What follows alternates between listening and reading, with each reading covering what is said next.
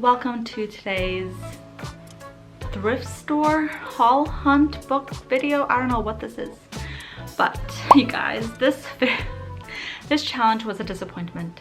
So I woke up Saturday morning with the intentions of going to different used bookstores and thrift stores with my best friend Louisa to see if I could find any good deals.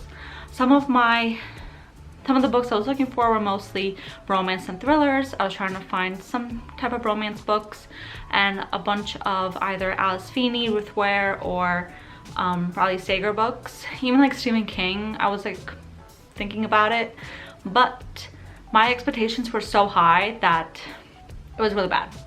Let's just say this was not a successful challenge. I realized that in my town, I have a lot of Barnes and Nobles. Like within like 5-mile radius of my house, there's like 3 Barnes and Nobles, and I have 1 used bookstore, and I have a lot of Goodwills, but Goodwills are probably not the best thrift stores to go to for books because I literally found nothing. My friend Louisa, she was successful because she was trying to find old books that were published a long time ago, so she was able to find a few, but I found nothing. But I do have a book haul because we did go to Barnes & Noble and stuff like that. So our first stop during this thrift store book hunt was Barnes & Noble.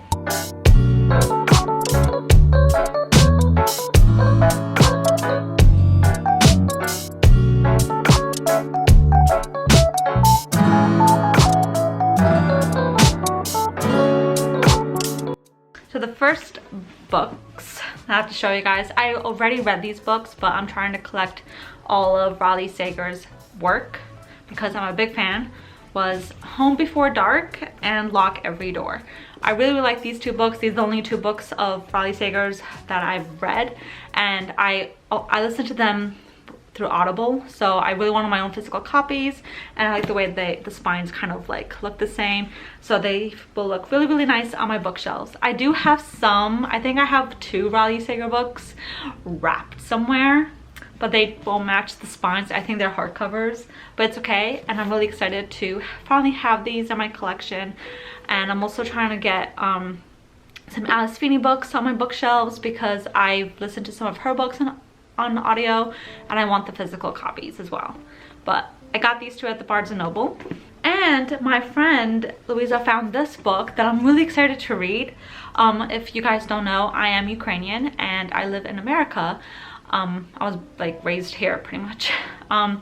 But there was this book called The Rooster House, My Ukrainian Family Story. It's a memoir by Victoria Belem, and it just looks really Slavic. It just looks really nice, like the cover and everything, and I'm really, really excited to read this. Like, I didn't know there were like books about Ukrainian Americans, because it's not something like your typical thing, you know, and it's a memoir, so I'm really excited to read this one.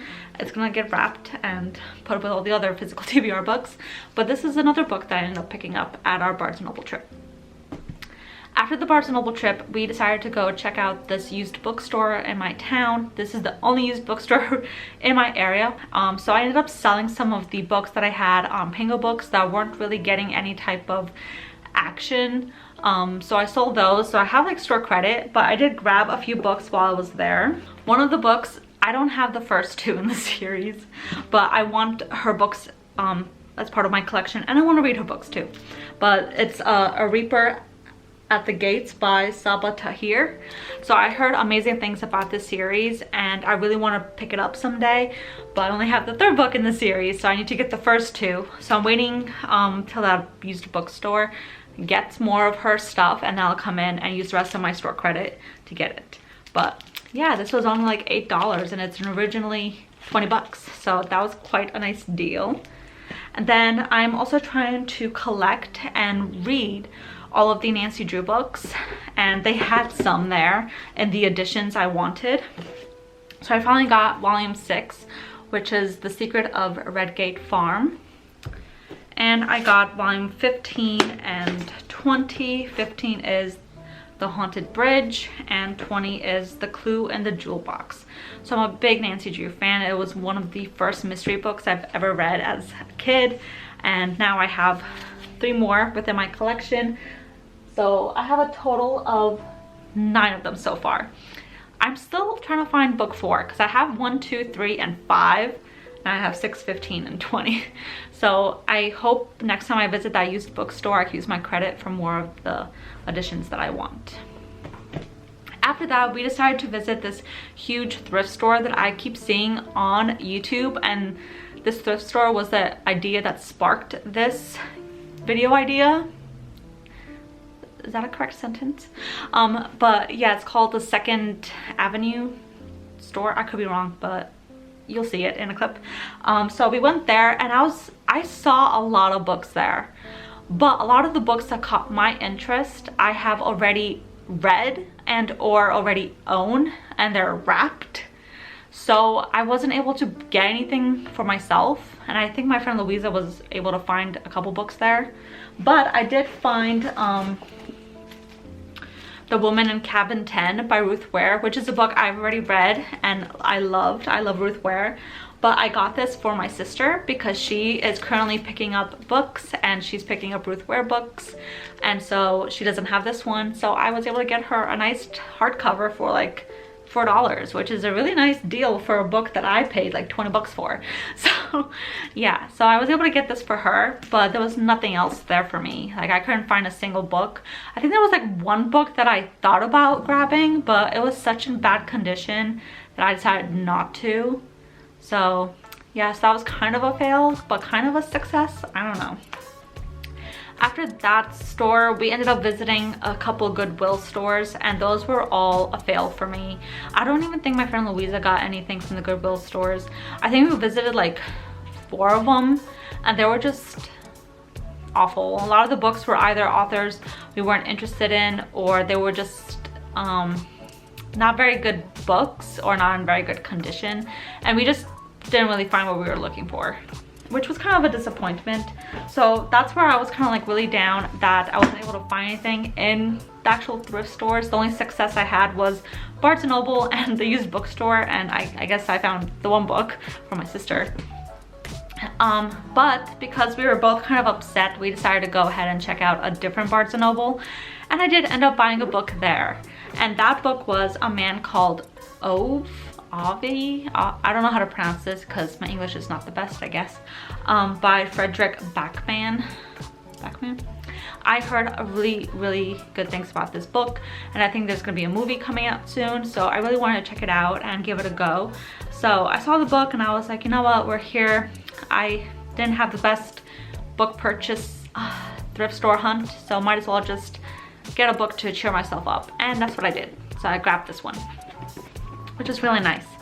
And after that Barnes & Noble, we headed back to my house, and you guys, I was greeted by my book of the month book for August. Yes, for August. Wow.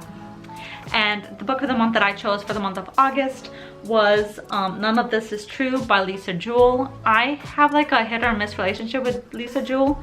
I've read 3 of her books and I've only liked 1, but I heard this one is really good. It has like an over a 4-star rating on Goodreads, which is a surprise for me.